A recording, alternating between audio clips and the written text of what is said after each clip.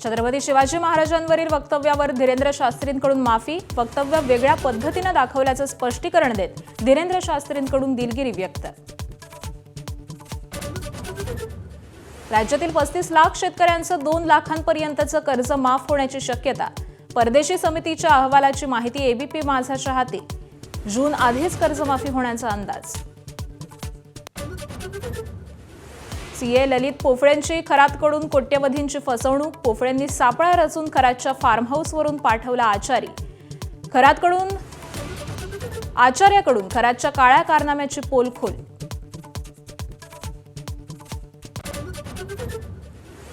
अमरावती आणि वर्ध्यात तापमानाचा पारा 46 अंशांवर तर अकोल्यात 47 अंश सेल्सिअस तापमानाची नोंद।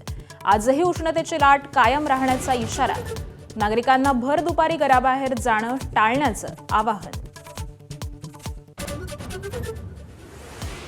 इराणचे सर्वोच्च नेते मोस्तबा खामेनी सुद्धा ठार झाल्याची चर्चा, इराणनं प्रदर्शित केलेल्या शहीदांच्या पोस्टरमध्ये मोस्तबा यांचाही फोटो, अद्याप अधिकृत घोषणा नाही।